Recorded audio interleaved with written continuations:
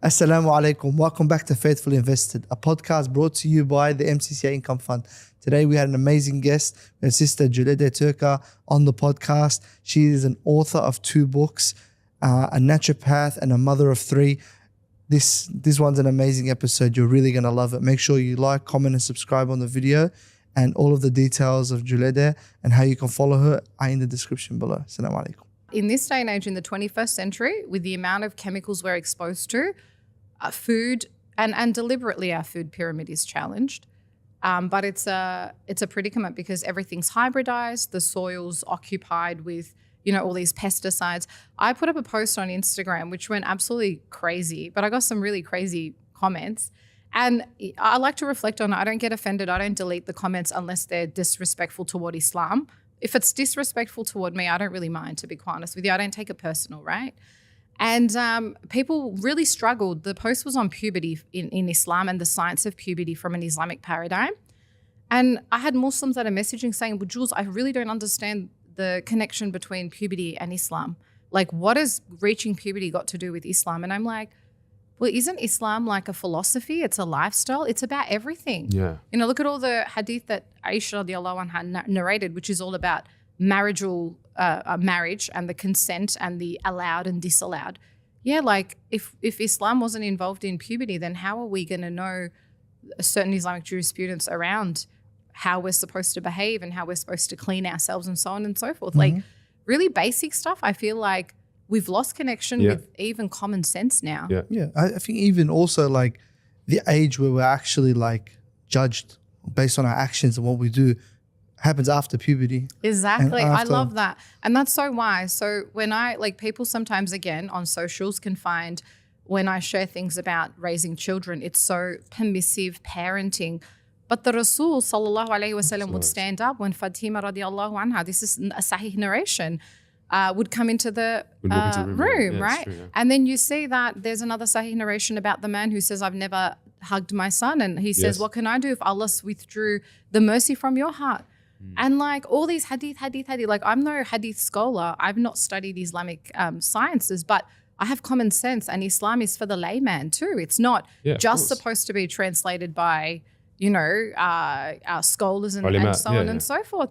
And just what you said, punishment, authoritarian parenting has created a culture now of us, our generation, and we are so disassociated because we don't know how to deal with our emotions because we've not been taught. Because a man can't cry, a man has to be a man. You can't feel. What do you do with all those emotions? You're dropping like bombs right now, like fire. No, this is still on. So, like, you want to do an introduction? No. Like, I want this to be in the podcast. It is. This is the podcast. It's rolling, bro. Yeah. We're on air? Yeah, you can see. Look at the sign, bro. You didn't do the intro. No, we don't need to do the intro. It's because there was no formal introduction. We can do the intro halfway down. So this is amazing. This catches on. So so we're pretty much told to control our emotions. Sorry, go on. Well, no, you're told to suppress them, or what do? Either suppress them, ignore them, or act like gaslight yourself to think it's unimportant. And then when that emotion comes up when you're an adult, what do? And I'm sorry to say this on a live podcast, but addiction is massively problematic. Gulf countries have the highest level of pornography addiction. No one knows about that. Is that that's the elephant in the room? Yeah, we're addicted to food. Gulf countries have the highest number of type 2 diabetes. And that's a diet-related health challenge, right? Why? If in our backyard we have all the information around what do we eat, even how much to eat, a third of your stomach, and what to eat, halal and tayyib, these concepts are not foreign to us. They're in our backyard. But we go to, carnivore cringe and they take, fasting out of our background, out of our backyard 2 times a week. And then the bloke says, do Monday and Thursday. And they ask him why. And he's like, because historically one of the main religions suggested, right? And that's the Rasul sallallahu alayhi wasallam. And then we don't know about it. And then Muslims come to me and they go, I want to do a fast diet. And I'm like, fast according to the Sunnah. Like, well, how should I do it? Wake up before dawn, eat your meal, make sure it's light, make sure you're hydrated well, make sure it's at least half an hour before prayer so you got enough time to digest. And then when the sun sets, break your fast. Yani, why would I deter from that prescription? That is perfect. That's from Allah. Who am I to make a suggestion that is going to be more wise or better or whatever? And I always say, like, even to clients in clinic, if they're Muslim and if they're actively Muslim too, some people are Muslim on their birth certificate, right? Then I say, you know what, can we start to implement some fasting? Best way to initiate cellular cleansing is to fast. The body was created for periods of hunger, and we don't know that. You know, there's a beautiful explanation where one of the Sahaba speaks to one of the scholars, and I can't remember their name, so forgive me. And he says, what do you call a man who eats once a day? And the I'm going to say that Rasul replies, I assume it's a hadith. I'll be corrected if I'm wrong. He says, once a day is for the Nabi, it's for the prophets.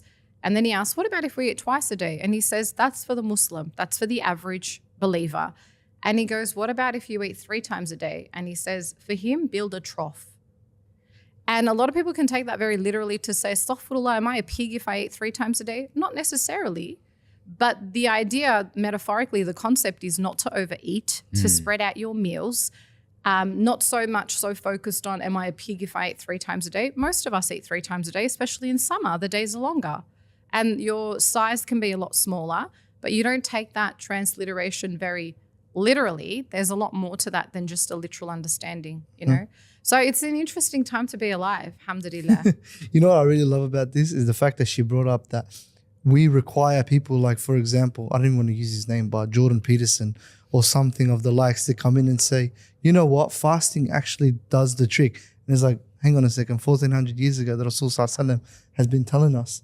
Like, so you're backward-minded if you do it according to the Sunnah, but you're forward-minded if you do it according to the Western principles, which were taken from our very backyard. Subhanallah. It was taken from our backyard, you know? And still as Muslims, it's not good enough. We're trying to find like, how can I do it better? Should I do a water fast? Did the Rasul do a water fast? No, he just did fasting during Ramadan. Why would I need to innovate anything in addition? And it's not to say don't do it if it benefits you, but get the template right first. Like, just do the easy stuff first. Get the foundations of the house. Let's lay the cement, the concrete first, and then we can start to build the walls and add the doors and all the rest of that, yeah? We're trying to like add the doors and the windows before we've even laid the foundations of the home, I suppose. And that's why it's so challenging, you know? And this is interesting because Australia is the largest meat exporter. The vast majority of the Gulf meats come from Australia. Are they really halal meat? Barely any of it's hand-slaughtered. Barely any of it's hand-slaughtered. And I know a lot of people then come into the picture and say, this is permissible, this is not. But if someone is saying something is permissible and the Quran literally outlines the permissibility as being A, B, and C, and you're forfeiting that as a scholar and saying it is because of this, I don't know if that's really the right thing to do either, right? It really makes me wonder if that's the advice we should be taking. I love this. Julide's getting us in some serious trouble right now. Yeah, no, 100%. always. No, you know what? Go for it. No, go for it. I actually recently was asked to attend a meeting at the Arab Chamber of Commerce that were involved. They were involved in a certain petition to try and unify the halal certification bodies in Australia because we know we have heaps. And subhanAllah, the things I heard from the various organizations, I was like, everyone's like sort of doing their own thing, right? So these people will certify this way. Other people will certify that the other way. And it's like, it's all halal. It's all got the certificate. But then at the end of the day, like us as consumers, we're like, what is really halal? What isn't? Like, because we don't know. We're not in the abattoirs. Well, like, look, traditional example of this I gave in my book, The Sunnatarian, which hasn't been published yet, in December, inshallah. Like you look at a particular brand of marshmallows, it's got the halal certification because the gelatin comes from halal certified bovine. Halal certified cows. But it contains cochineal or artificial red. And now it contains cochineal because artificial red has been ruled out because of massive connections in the literature with neurological injury, neurological disease. It's kind of like the parent allows the child to be on a chicken nugget diet, eating colored lollies every day. And when the child is misbehaving, the label is he's naughty, he's bad, I've got to punish him, I've got to be authoritarian, you're too permissive. But you don't understand how you have affected their biology and their biochemistry with what you fed the child. We need to remember that our physical body, right, houses our spirit. And so that means we're 50% responsible for the physical body and 50% for the spiritual. So you can't feed your spirit if you void the physical aspect. Wow. And then we have people who feed the spiritual aspect, physical, my apologies. So like, you know, all these influencers that have millions of followers and, you know, they eat well and they're ripped, six-pack, whatever. But their spiritual wellness is void and they commit suicide. Because you can be physically very fit, but mental health requires a connection with the one who created you. And so for us, I'm really inspired on my learning journey. By the way, everyone thinks I'm not fallible too. I'm so fallible. I make mistakes every day. I say stuff and I'm like, man, that was so immature. Could have done it better. But like, you know, I have to also give myself some grace too, because I'm only a human being. I'm allowed to make mistakes and I'm allowed to kind of go, shouldn't have done that. Should have said it a little bit better. And I don't always do things the right way. And so I think also in this cancel culture, we think that when we look up to someone to give us advice, they have to be like perfection. And if they make a mistake, unfollow. And it's such a sick culture to be in, because I can tell you without an ounce of doubt in my heart, 100% of the people I follow, there is an aspect of what they say I disagree with. I still love them and I hold on to their advice because there is much I agree with. I mean, who gets along with their husbands and wives and their mums and dads in every aspect of their... I was talking to you about this, Adam, yesterday, this cancel culture, this kind of like, if you disagree with me, even though we're united with Islam as our core connecting value or even just our humanity, if you don't agree with me that I don't want to feed my child a cochineal bar and you think I'm an extreme parent and you unfollow my social media or whatever, like that's so immature. Like how hard is it to kind of go, I don't agree with that part of what she said, but I agree with this part, so I'm going to hold on. Because everyone that I follow, there's massive aspects that I don't agree with them. And there are parts that I do agree with. I mean, it's like saying every time you disagree with your husband or your wife, you get a divorce, you break up.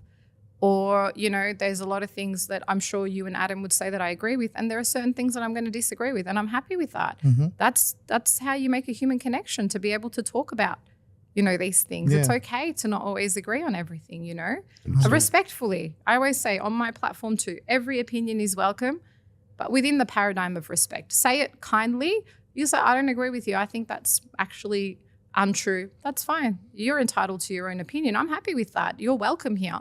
As long as it doesn't insult religion and as long as it's not, you know, purposely perpetrating, you know, a desire to kind of bring someone else down, which is not very lovely at all. Definitely, yeah. Take the good, leave the bad. That's it. Yeah. Pretty much. There's no other way to do it in this day and age because everyone has flaws. We're not created as angels, are we? No. I feel like these days people want to like enforce their opinion on you. And if you have a contrary opinion, then you're a bad guy.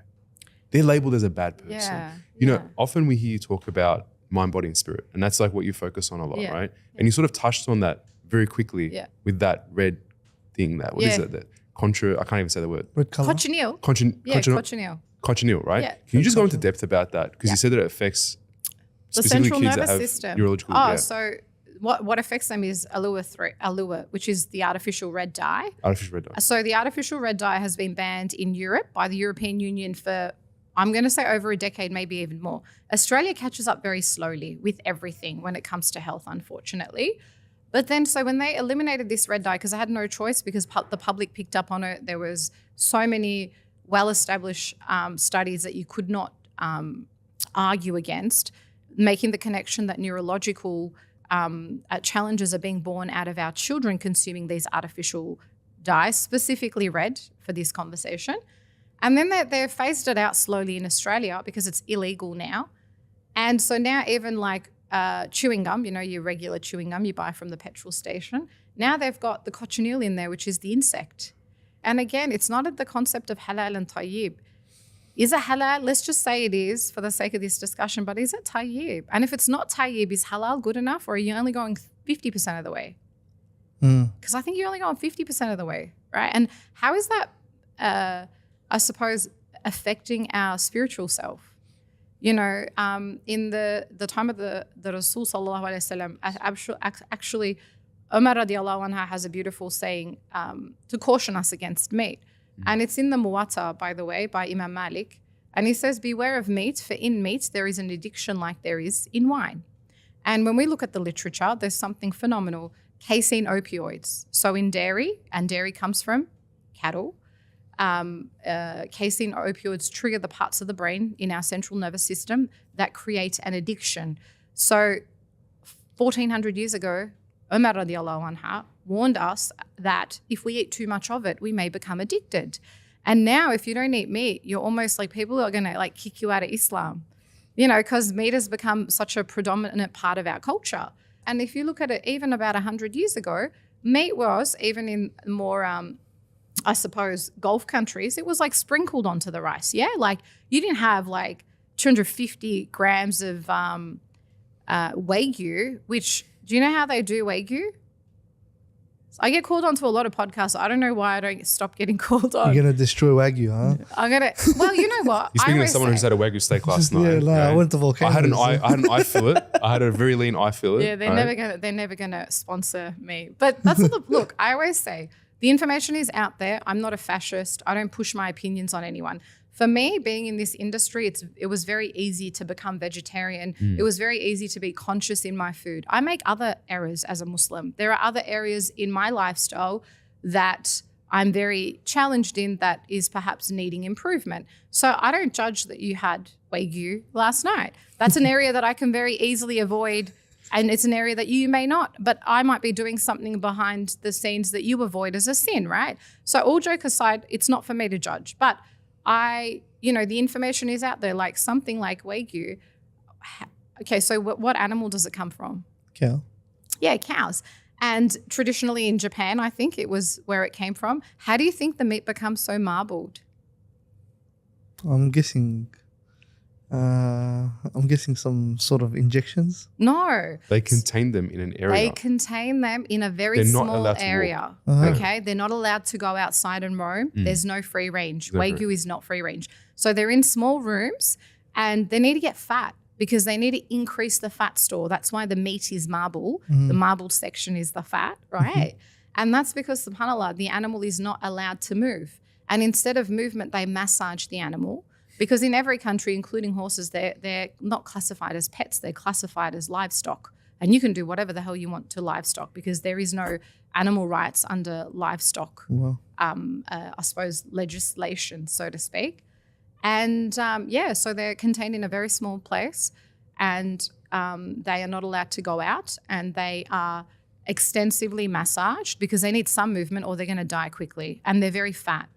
And they're very fat because so they barely can move anyway.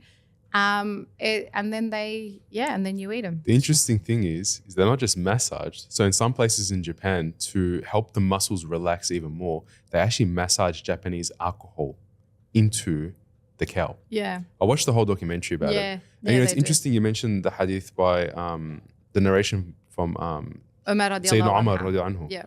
And he talks about the addiction of meat. In the Muwatta of Imam Malik, he also talks about, he was asked a question in regards to a rich woman who ate meat. Twice a week. Said twice a week. Yeah. So Islam, our diet is supposed to be semi-vegetarian. They've already told us. I'm not telling you. When people go to me, how much meat should I eat? Once a week is ample. Yeah. But can you imagine if your wife cooked you meat once a week? You'd be like, what is this? No, she's Egyptian. All I get is kushri. Yeah. So kushri is like vegetarian. And the reality is it's hard too to change our lifestyle. Yeah. Like we start somewhere. That's why it was really famous to do like Meatless Mondays because eating meat became very easy. Even for me as a mum, it's really easy. If I want to cook meat, it's the easiest dish I can come up with. But if I want to cook vegetarian, I'm blessed because I come from a Turkish background and we have something called zeytinyağlılar, don't we? And so that's olive oil based okras and beans and stews that are olive oil based. Okay. Very delicious. I think anyway, if I say so myself, I must be right. And so it's a little bit easy for me, but I understand people. They're like, oh my God, if I'm not going to have like a chicken in the oven, what am I going to have what's my husband going to eat? I usually hear that and I'm like, I ain't consulting you for your husband. Go figure that out yourself. Yeah. Can I ask specifically, okay, so we know the deen aspect of things and it's always been pushed that we are a little bit more cognizant of how much we take in regards to meat and like how we should be pushing towards having less of it. But like scientifically, let's speak about that. What is the benefits or what is the reason we need to be aware of having less meat in our diet? So I'll give you the most controversial answer here. Around soy, for example, right? Everyone always barks up the soy tree. Soy is so bad for you. It makes a man turn into a woman. The most absurd thing I've ever heard as a scientist who understands the biochemistry of food. So I studied my master's at Melbourne University in food sciences, food engineering. And the things that I was exposed to was wow. But I'm going to come back to that shortly about artificial insemination of cattle. Someone has to remind me. So I actually talk about that. Adam's like, let me make a note of that because I can't remember too. And so from a health perspective, the way that it's been marketed is when you consume, like you call it a protein. Like when I say, what did you eat? People go to me, I had protein and a salad. So people don't understand that seeds contain amino acids too. Protein is just a sequence of amino acids. And they're the sequence of amino acids that we require to replace our tissues, right?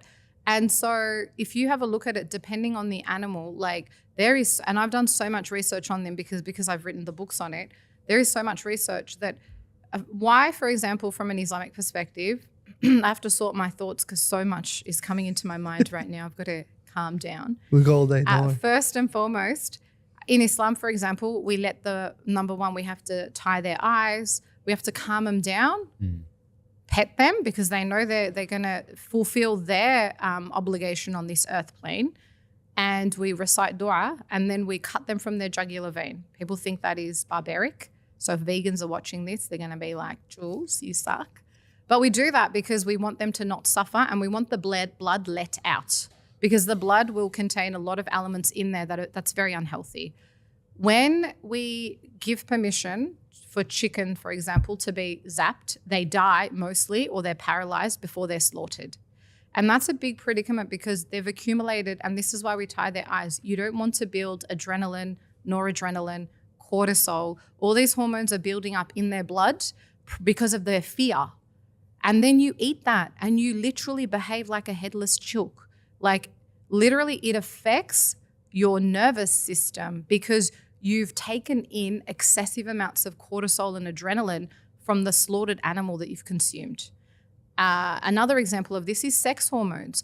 We have a plethora of conditions in Australia for men and women where we're getting reproductive disorders. Now, one part of that pizza, there are many slices. I'm not primarily blaming it to a meat-based diet, but one of the reasons why we have hormonal imbalances is because we consume a lot of meat and dairy. Now, are animals male and female?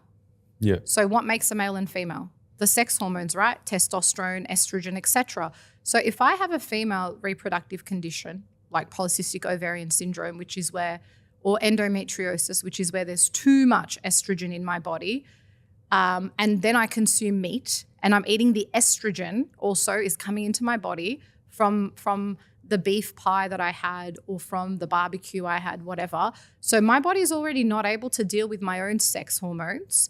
And sex hormones are hormones that control our reproduction. It's not relative to the libido per se, primarily. It's our reproduction, the way that we have children, so on and so forth, right? So yes, in a nutshell, whether it's the stress hormones we're getting from cattle, whether it's the sex hormones we're getting from cattle, no one knows about the vaccination schedule of cattle. No one knows how much antibiotics they're pumped. They use preventative antifungals, preventative antibiotics. Our fat tissue, in the Wagyu you had last night that I'm not judging you about. So our fat tissue can store, so our adipose tissue, which is why weight loss is so important. When we lose weight, we're losing a lot of toxins from the body, not just fat, right? So our fat tissue, and the same goes to animals, their fat tissue stores toxins. So if we don't have the capacity to detoxify, we will use our fat stores and our harder organs to store the toxins so that we don't immediately get a disease. That's a hikmah. That's the wisdom, the hikmah of the way that the body works. In clinic, for example, especially in children with neurological injury, I tend to use a particular functional lab testing. It's called hair mineral analysis. And what we do is the hair generally stores minerals. It's made up of minerals and it stores heavy metals. So it gives us insight on exposure to heavy metals, and especially if your body has gene mutations that disallow detoxification, which is one of the reasons sometimes children can be affected by their medications because they have gene pathways that don't allow them to detoxify. So when they're exposed to toxins at a very high level, it just gets congested in the body and then neurological injury can prevail, which is also the reason why not everyone who is exposed to Tylenol, for example, experiences a neurological injury, but we can see there's growing evidence to suggest taking antipyretic medication during pregnancy. Now there's a meta-analysis that connects it to ASD, autism spectrum disorder. And Tylenol says, well, we've always said don't take it when you're pregnant. But whenever you have pain, what do? The first thing you go to is pain relief. Why? Pain is really a messenger. It's an opportunity for us to kind of go, this feels uncomfortable. But we are so disassociated with our bodies and we are so unsure of what to do with discomfort. We never want to feel it. And, Rumi says, the wound is where the light enters. That's why light never enters, because we never have the capacity, mostly, to hold space for the pain that's going to come up if we ever did, which is why we're addicted to those square things and we're 24/7 on the phone. Well, because we want to distract our minds from otherwise what's going to come up if we didn't distract ourselves. Sure. Yeah, man, dropping bombs. I feel like we've hit so many important points, and like I'm learning as you're speaking. And often when you speak, I learn because I'm not really familiar with this whole space, right? Like, and I learn pick this when up. You speak too, Adam. Thank you. Thanks, Julide. Well, that makes me feel a lot better. Me too. A lot less, uneducated. I didn't go to Melbourne University. I went to VU because that's where every drop kick went. But it's not. Well, I wanted didn't to. go there, bro. You didn't go. So although we're dropping these bombs, I feel like, and everyone knows who Julide is, mashallah, but we still need to do a bit of an introduction. So I want to ask something. She's polite. She's polite. It's just polite. I want to ask, Julide, if someone wants to ask you, who are you, right? Professionally, personally, can you give us just a quick introduction as to who you are? And that way, I guess our viewers who aren't familiar with you, which I highly doubt, can get to know who Julide is. There's a lot of people who don't know me, Adam, but thank you for rubbing my ego the right way. There's a lot of people who don't know who I am. My name's Julide. I'm a naturopath. I live in Melbourne. I have 3 children. I've studied a master's in food engineering, and I've written 2 books on Islam and the spiritual significance on eating according to Islamic principles. But in essence, who am I? I'm just a very curious human whose brain never stops, and I'm really growth orientated. I like to read a lot. I like to learn a lot, and thus I like to share the information. And that is probably me in a nutshell. I run a charity called Humanitarian Collective. Adam, thank you. And the charity was born during COVID time because people who did trust me in the community would come to me in private saying, this person needs financial support. This lady can't pay for her rent because she's lost her job. There was a lot of medical tyranny and a lot of coercion. Everybody remembers that 4 or 5 years ago. Now the tides have changed and it's a conversation for another day. But alhamdulillah, goodness was born from that. So I decided that I would, share this with a couple of people, and we established a charity in Australia with due respect to all the charities that are doing wonderful things. And especially lately, I think there's a lot more in Australia, which I'm so grateful for, because I find that there's so many charities doing work overseas and our neighbors are hungry. Do you know what I'm saying? I mean, I live in a very financially well-off suburb, and even next door suburb to my suburb, and I never knew poverty until I saw it during doing food drop-offs. I never knew. I've seen places that look like the villages in Turkey. I've been to homes that I don't even know how to word it at the moment still, right? So I run a charity called Humanitarian Collective, and we help local refugees, local DV victims, families in need. So it's a little bit of Sadaqah Jariyah work I try to do on the side, and with a collection of magnificent volunteers, by the way. I'm just the face. I take all the credit. I do barely any of the work, I promise you. Everyone who does the work is everyone behind the scenes that barely gets recognition ever. So, yeah. So, Julide, yes, I want to ask you a question. Mm-hmm. So, we all know, or I know, that you're a hands-on mother. Mm. You run a very busy practice, mashallah. Your philanthropy work is known now as well through Humanitarian Collective. How do you sort of maintain a balance, right, in terms of being very involved in the community, very involved in the work that you do from a medical point of view, holistically, we know. But as a mother of 3, how do you maintain that constant, being always there for your 3 children? Are you ready for the answer? Yeah. Are you ready? I don't. I drop the balls. And I know I always promise myself from a social media perspective, I'll always be honest. I will never portray this perfection that doesn't exist. So I drop the balls. Like this morning, I didn't even get my kids' breakfast ready. And hubby said, can you drop him off to the clinic? My hubby runs a dental clinic. And I said, babe, take him because I just want to dress in peace this morning. I don't want mascara in my nostril when I'm recording a podcast because normally that's what happens. Stains, whatever. I said, I just want clean clothing. I want to be able to just get ready in peace and just not come with anxiety. So the short answer, Adam, honestly, is I don't. It's motherhood is like balancing, like when you're at a circus and you're a clown and you've got 3 balls, I always end up dropping one and I have to show myself grace. So this morning, what did I drop? I dropped the ball of making sure my kids had something decent to eat in the morning and they had croissants instead. I said, babe, what are you doing? And hubby's like, oh, they're eating croissants. And I was like, don't get anxious, Jules. It's okay. So one way I manage is I believe in an 80-20 rule. Okay. So I say 80% of the time, as long as I've got it right, 80% of the time, it's okay that it's not right 20% of the time. Because we also need to instill a level of emotional intelligence into our children and a level of independence so that if they get everything right now because I force them to get it right, then they're not emotionally intelligent children. And I actually haven't taught them anything, right? So at almost 9, Alyssa's almost 9, she knows, for example, if she went somewhere to have breakfast, she knows that breakfast has to be what is good in nutrition. She knows exactly what that is. And if she wants to have a bubble cup, she knows the only bubble cups we have are the tiger milk ones, which is the black pearls with soy milk and a little bit of the sugar, because the rest of them are full of, and I actually purposely go and say, hey, can we have a look at the ingredients? My 6.5-year-old is like glucose syrup, genetically modified, 129, and he's like sugar, and he just puts it aside. And I always say my kids don't do that because by some miracle my children are so intellectually are better than other children. Absolutely not. They're the same. I just give them the information. So, and that's why I started writing children's books, because I felt if the way that I speak to my children about these things, if parents could do the same thing, we would be creating a generation of children who are grounded in the information and the ability to make the decision themselves. So I don't always get it right, Adam. And sometimes I compromise my relationship with my husband. We don't spend a lot of time together for a week because I've got a podcast. I've got to see the patients. He's got his own commitments with his soccer club. He runs a not-for-profit charity soccer club too. But as long as you come back, like we always know how to restore that balance. Kind of like if I've taken away from the kids, I know how to bring that balance back. If I've taken away from my husband, I know how to bring that balance back. And I also have an order of, if I was to drop the balls, the first thing that goes is social media. Like I wouldn't kind of go, I need to post on socials. Who cares what my children are eating?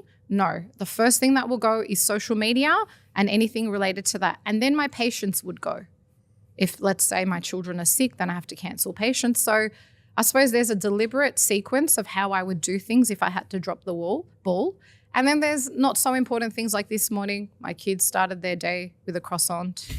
And if you want me to be very picky, it's probably from your local bakery, fortified with folic acid, which is really bad for you if you have the MTHFR gene mutation. We don't have it, but 60% of the Australian population does.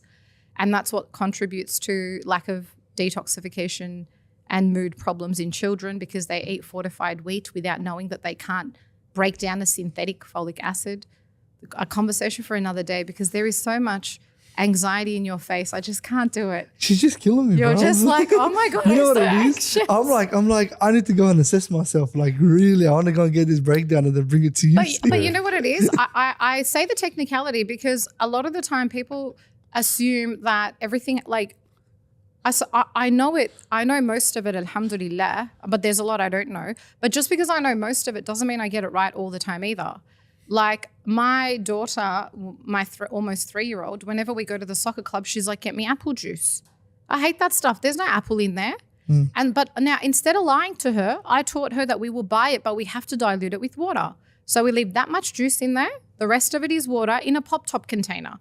Now, anyone who follows me, and 80% of that soccer club probably follows me on Instagram, are probably like, man, what an absolute hypocrite. But that's what works for me. And sometimes even with my boundaries, Adam, sometimes I don't have them because I don't have the emotional capacity to hold my boundaries because I'm so anxious, exhausted, tired that, again, I have to drop the ball. And is that not okay? Well, I think that's what, everything you've just said, that's what I think constitutes you being an invested mum. I'll be honest, right? So when you say, for example, Today, for example, the kids had croissant for breakfast and dad took care of them, and hubby was there and I had to just do me. The fact that you're aware of that, that's what makes you an invested mum.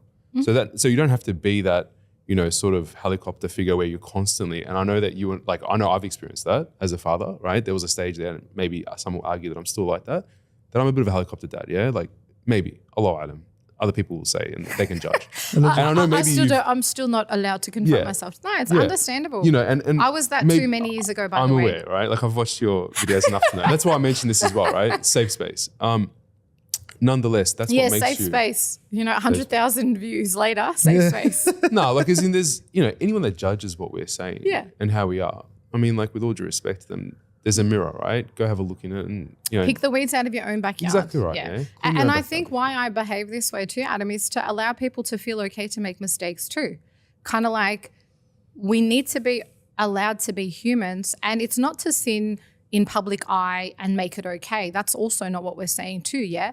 But there's a difference between like there's so many layers to the onion of parenting, I suppose, because then what I'll do when I'm done with you guys and I'm done with the couple of calls I have today is I will go and spend quality time with my children, and I will make sure that we have a D&M tonight. How was your day, Mama? What did you do? What was the best part of your day? What did you struggle with today? How do you feel, Mum, going away? Right, we have these conversations because our children also need to know that we live in the 21st century and we make mistakes. Because if we can, like I say to my daughter sometimes, I don't know, Annem, I don't have the answer for you, but I'm going to research it because I want my daughter to be comfortable to also not always know. I don't actually have a desire to be this perfect parent that gets it right all the time. Sometimes I look brilliant at home. Sometimes I look like a hobo. Like you probably throw money in front of me if you saw me like that, right? And that's okay, because sometimes then my daughter's going to say, when I grew up, Mum most of the time did her best to look presentable even at home. Sometimes she couldn't because it's not easy having 3 kids and running A, B, and C. But I'm not going to retract from anything that I do because I can't do it 100%. I'm still going to soldier on and do it to the best of my ability and leave the judgment to Allah, because at the end of the day, I'm responsible for the journey. I'm not responsible for the end result. And this is the conversation that comes up when we talk about boycotting. And, I didn't allow my books to be sold on Amazon. I use an Apple laptop, by the way, we know what Apple funds, who Apple funds. However, I refuse to have my book on Amazon because of Project Nimbus, right? Now, why I say that is I can't be perfect in my boycotts, but I can do what is easier to me. Like when you said, when I said to you, you can do the Wagyu, but there might be other things that you don't do and you do so beautifully as a Muslim. And I don't do the Wagyu, but there may be other areas that I do behind the curtains that no one sees, that only it's between me and Allah, right? So I'm not here to judge anyone. And if I am judged, it doesn't, like, I've had 8 years of therapy on a fortnightly basis. You really think I would care what people think of me?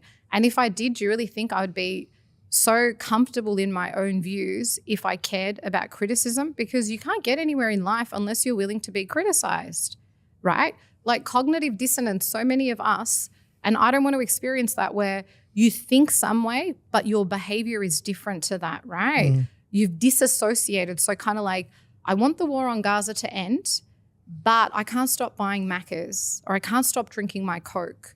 Like, it's a very little petty price to pay to show your own self where you stand, and to be able to kind of, I suppose, that information to really penetrate your spiritual body, And I gave the example of the Apple laptop versus the Project Nimbus. Like, I didn't care that I probably lost tens of thousands of dollars because I didn't.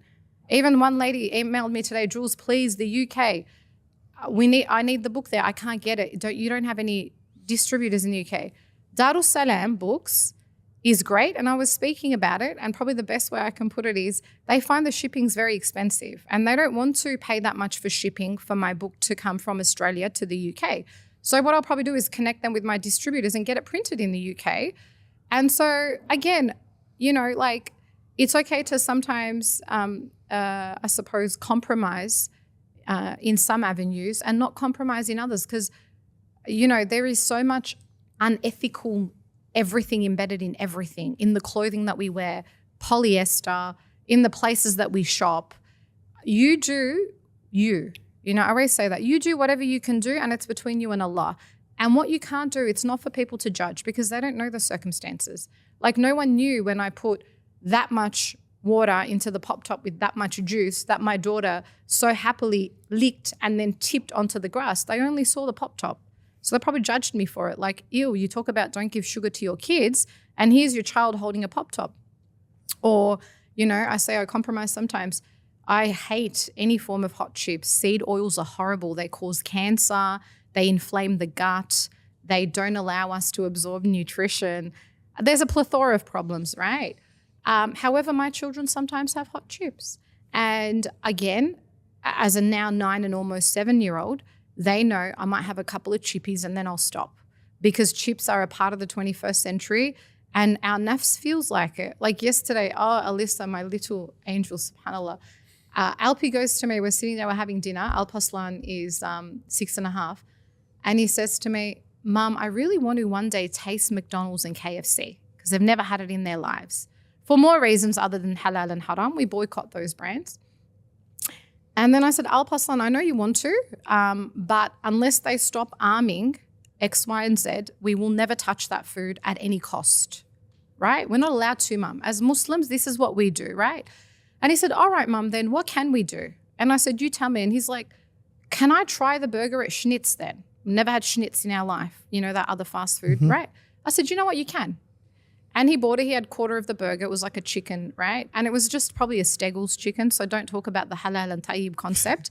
But instead of just saying, no, we don't do it and making him feel awkward, I said, perhaps we don't do KFCs and the Red Roosters and the McDonald's, but you can have Schnitz and have a taste because I also don't want my children to go behind my back or feel like they're missing out because they don't yet understand the impact of what I am trying to instill into them, right? And then Alyssa started to go, look, Alpaslan, and she's turning 9 next month. She was like, there's a lot of things I want to eat too, but I just can't because number one, I respect my body and I don't want unhealthy food to go into my body. And number two, Alpaslan, they're on the boycott list. And I love that because honestly, and I know I've had these convos with Adam being parents ourselves, and I'm like, when I was Alyssa's age, I would do anything to fit in.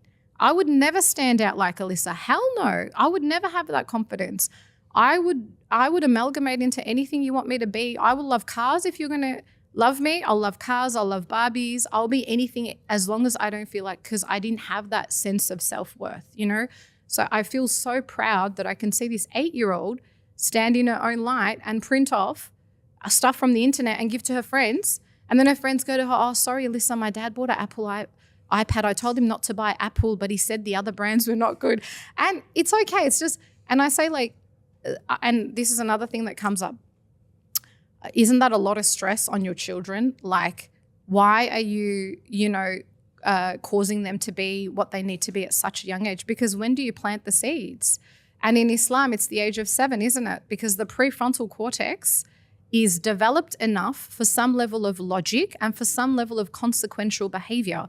So whilst you don't have the malaika writing your sins and the good that you've done, there is a level of now the seeding is to happen so that when the time comes, the children have that.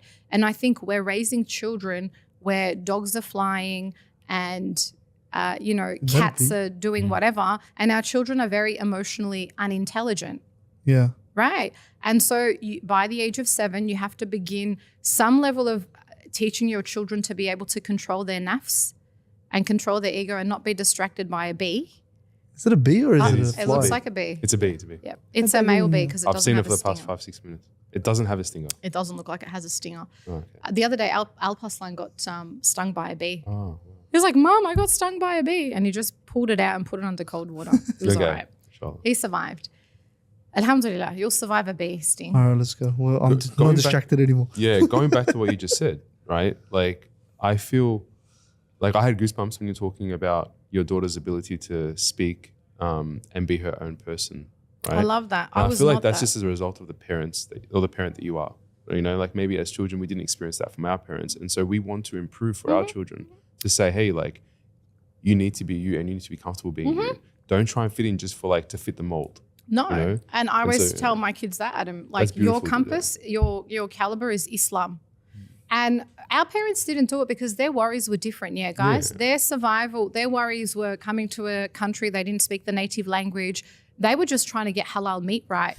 Right. Yeah. True. Legit. That's like I remember Ali Adhamul, my great uncle passed away 8 years ago. And when I was having a conversation with his wife more recently, she was like, when we first migrated to Australia 60 years ago, we would throw away the pot with the meat if we thought it was pork because we didn't have a lot of halal options available then. So I always say, Alhamdulillah, that we have an opportunity to be this generation of children where we have financial stability somewhat, right, compared to our parents who had to work very long hours to support us. Mm-hmm. And now we have an ability to go, wait a minute, this was all done incorrectly. Let's correct it, but allowing Islam to be our compass, right? I'm not telling you to correct it because the most famous Harvard neurologist told you. I'm just saying go back to our backyard, right? And yes, Alyssa is like that because of the conversations that we have had with her. And they're conversations that I would never have with my mom because my mom had 6 kids. I didn't want to burden her. I didn't want to burden her. I didn't want to ask her anything because I didn't want to feel ashamed of a mistake I had made. So, I kept secrets because I didn't want them to feel bad. I didn't want to get punished. And we don't want that for our children because when you're 8, there is no punishment. There are no consequences. It's just encouragement in the right direction for our children, right? And so now, and this is such a funny thing.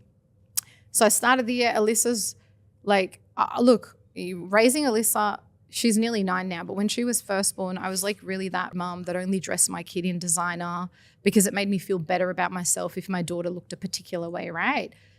Came the age of 8, which she's coming out of almost now, and, she dresses herself. So usually it's just blue denim, loose, $2 Target, white and black T-shirts, either Palestinian print or Aboriginal print, whatever she is an activist for, and the most horrific red Pumas I've seen in my life, like straight out of the Bronx, Broadmeadow shoes. And, this is where you draw the line and kind of go, this is my daughter's place. I'm not going to tell her how to dress as long as it's aligned within Islamic paradigm and everything is appropriate, then she can wear what she wants. But when she was 1, and even when she was 3, how she dressed was a reflection of how I felt about myself. And I think a lot of parents, Adam, were still stuck there. Well, we were an extension of our parents too. We wanted to make them proud, didn't we? Right? And a lot of things we did because we wanted to feel loved. And it's not that they didn't love us, but the way they communicated love to us was not in a language that we understood. Right? And now that inshallah we can get it a little bit right, and if there are so many signs that the end of times are near, and we know that as Muslims, don't we? Then we are coming to a time where inshallah things are going to get better. And I think this is kind of the foundation, and we probably won't be alive to see it, but our great-grandchildren or our great-great-grandchildren maybe. And I pray that this is an opportunity to then allow for the Alyssas and the Muhammads and the Alis of this world to shine in their own light. And because we can't do it as parents, like you can't say anything because you're too scared that everyone's going to criticize me, for example. And when I say you, I'm talking generally, right? So if we can't stand in our own light, how do we anticipate we're going to raise children who can stand in their own light? Hell no. We, as Turkish people, we grew up clean your house because you don't want, the aunties and the uncles to talk behind your back, right? You're laughing because same cultural thing, right? Universal. Now I tell my daughter because cleanliness is half of deen, because we want to be in a beautiful environment because Allah loves what is beautiful, not because someone's coming over to your house. You know what I mean? Like it's not a cultural cleanliness. It's an Islamic cleanliness, and everything. I think all of our cultures have amalgamated religion so much that there's a lot of gray waters. And I think now our time inshallah is kind of to unweave all of that and to reweave it so that it's just the Islamic, I suppose, philosophy and the Islamic jurisprudence that grounds us in our cleaning, in our discussion, in our ability to have conversation when people disagree with us, in our ability to be okay if someone doesn't like us. Like a lot of people don't like me. Adam thinks everyone's my fan. Adam needs to call onto your podcast some people who are not very fond of me. And this is just the reality of anyone. A lot of people will like you and a lot of people won't. And I think you said it earlier. But I feel like if everyone likes you, like I remember like Mike Tyson was once on a podcast, he goes, if everyone likes you, then you don't like yourself. Yes. Like anyone who's you're a friend to pleaser. everyone, Yeah. you're not a friend to yourself. Yeah, well, not to say we're like the prophets and stuff, but think of Musa alayhi salam. I mean, Jesus sallallahu alayhi wasallam, he had what, 12 friends, so to speak, right? And how many people in 950 years of Musa alayhi salam's life, how many followers did he have? Like 40, something like 40. Yeah. A lot of the scholars agree on that kind of, and that's 950 years of life. And I don't say that to say that's who I am or that's who we are, but it's to say that even the Rasul sallallahu alaihi wasallam, there was criticism. It's okay to disagree with someone. Absolutely. Assassination attempts. Like it's not even criticism. It's like they wanted to kill the Rasul sallallahu alaihi wasallam. So and so we need to get comfortable in feeling uncomfortable about not being loved by everyone. Yeah. You need to love yourself. Definitely. First of all, and when you do, Adam, that's when you get Alyssa's of the world where she can be like, I really want to eat Nutella, but I'll never buy Nutella. And I'm so proud of that conviction. I always pray, Ya Rab, please keep them online, because just because you raise them a particular way, it also doesn't mean that's how their end is going to be. But you're responsible again for the journey, not the outcome, right? Yeah. That's Allah's decree. And there's a very famous Turkish saying where it says, an awliya can have a child who is completely unjust, and a completely un-Islamic person or an alcoholic who doesn't live Islam, doesn't know the eye of Islam, can raise an alim. And that's why I say we're not void of responsibility as long as we do what we need to as we learn, which is a process. I don't know everything. I still don't. I'll look at this interview a month later and I'll be like, meh, that's so funny I said that. I don't agree with that part of myself anymore. And if we can't give each other grace, then how are we supposed to move forward? Inshallah. I think that's very well put. That's fun. You asked me to refer back to something, but we're out of time. It was in regards to artificial insemination into beef. Oh, that's such a sad story. I reckon, what was your name? Suhail. Suhail is never going to have Wagyu again. Okay. Yeah, it's very sad. I'm completely okay with it now. After hearing all this stuff, is it okay, like just I'm the drips and vegetarian. dry? Like, is it okay, like for example, once a year you have, or once a month you have your Wagyu steak? Or are you just saying like Look, it cannot be what? consumed? Like what I said to Suhail before, you do whatever's easy for you. Like, again, what you're saying to me is it okay if you poison yourself once a year? Is it okay if you have alcohol once a year? I can't tell you. It's that bad. Is it that bad? Because when you look at Ibn al-Qayyim's book, it's Imam Ghazali's book on the two desires. He speaks about, and excuse me for saying this so openly, the desire for sexual intimacy and the desire for food stems from the same trauma. SubhanAllah, this is in our backyard. So when we judge someone because they're having alcohol, for example, are we also judging someone to that? So whether you have alcohol, whether you're addicted to pornography, whether you're addicted to food, whether I'm addicted to online shopping, which alhamdulillah I'm not, but a lot of women are, is it not stemming from the same trauma? It is, but isn't it? So why are we judging the action rather than understanding the why? And that's what natural medicine is always about. Like, why? So I can't tell you, Adam. I would be very arrogant if I said, yes, you can, yes, you can't. In Surah Al-Baqarah, when are we allowed to have pork? We're allowed to, aren't we? If we were at war, if we had no choice, if we were on the verge of starvation, we could eat a pig, can't we? So I think that answers your question. But a lot of the time, we don't really need Wagyu. No more Wagyu, bro. In our lives. But, like even the connection with all of the kind of like the physical ailments and everything that happens after not taking care of yourself or being cognizant of these things. I feel like, and this is like a little anecdote from when I was a kid, and subhanAllah, I didn't know that I had issues with, or it didn't even exist in my brain, that lactose intolerance or IBS or whatever it is was a thing. And I used to grow up going to school every day anxious. I used to think, why was it like, what's going on? Was something going to happen at school today, whatever it is? And I used to be like, always looking over my shoulder. And then like, I'm always like, my brain was always like looking for those things and ticking. And I grew up like a very anxious kid. And then like, I would think to myself, okay, this is the reason why I was anxious. Like, look, it was like self-fulfilling prophecies. And I remember the reason why. And I remember going back to my mom was like, you used to always eat cereal when you were a kid. So it could have been the lactose. You know what I mean? Yeah. So and see, if your mum knew and made that connection, your childhood would have been a better one. And your ability to focus and concentrate, your cognitive abilities. And this is why I feel like I have to do what I do regardless of criticism. Because if I don't, who will? And if there's one other parent that's going to save their child from growing up with the anxiety that you had, because that affected the way you produced serotonin, because 90% of it is made in your gut, then that's all I need to put my head on the pillow and go, alhamdulillah. You know what I'm saying?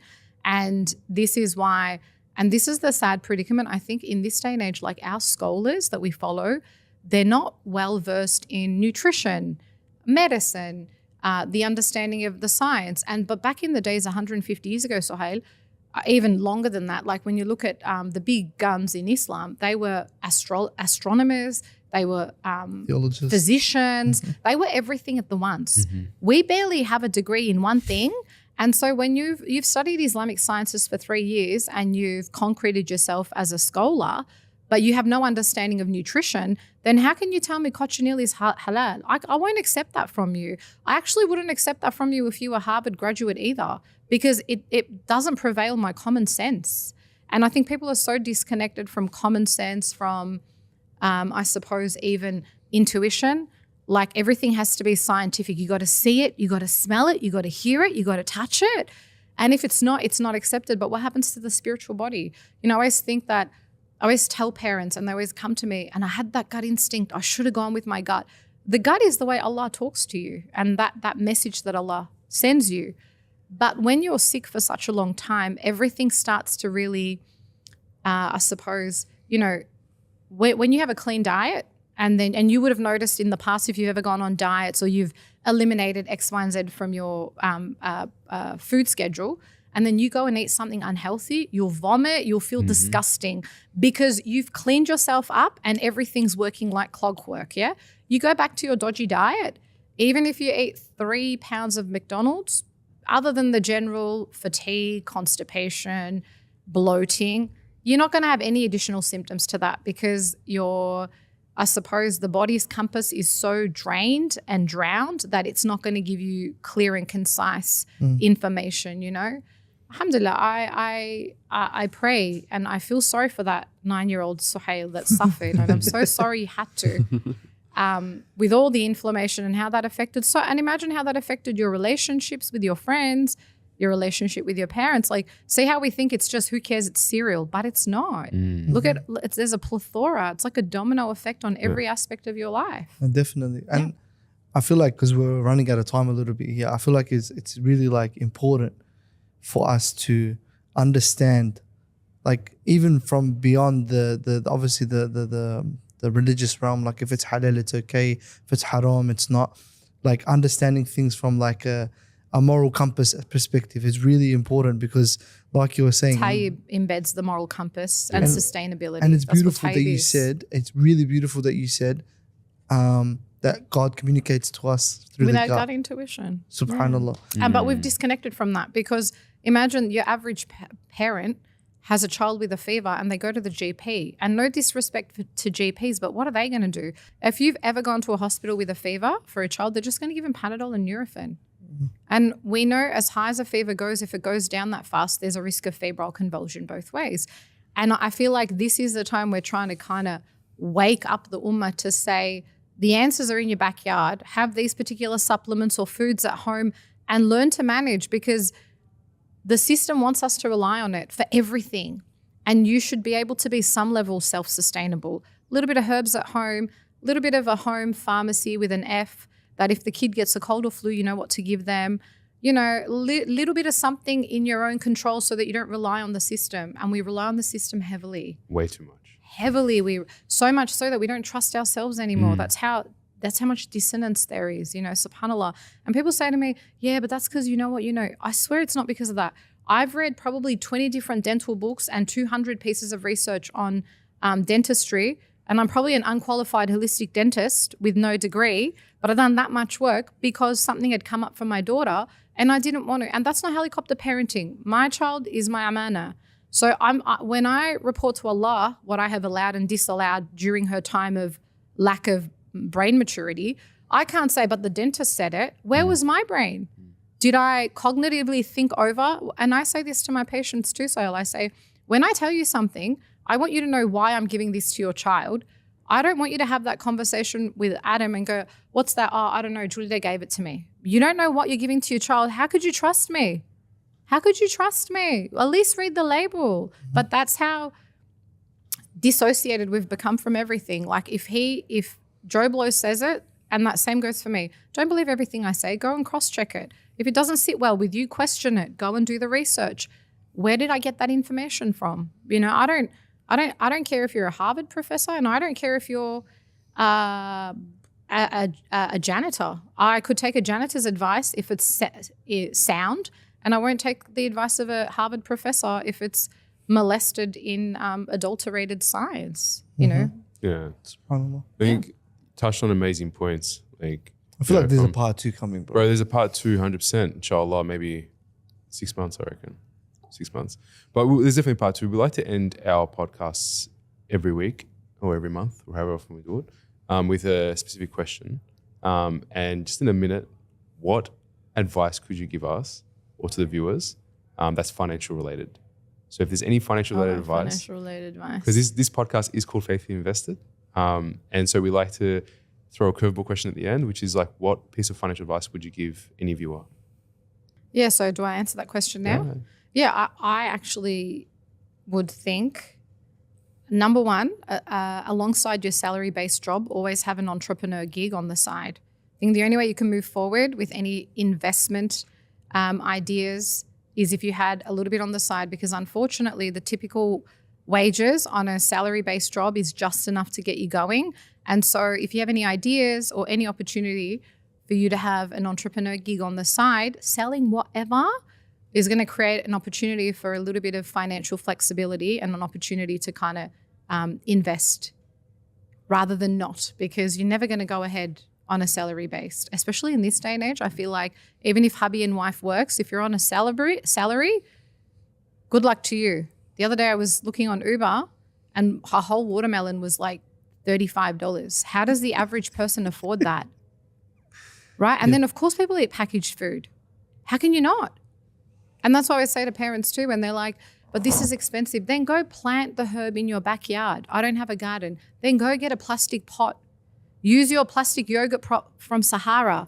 Dig some holes on the bottom, buy $3 soil or steal it from your neighbor and plant a seed that you got out of your strawberries. The seeds are on the outside. You can just blend them and use it, and then you've got an organic strawberry plant. She means borrow the soil from your neighbor, by the way. Just in borrow case. it with permission. Jazakallah khair, Julide. Thank you so much. I think that was amazing feedback. Thank you for having me. We loved having you. So Jazakallah khair. Assalamu alaikum. Don't forget, like, comment, subscribe, and we'll have all of Julide's links, inshallah, to her book and everything else, inshallah, in the description. So,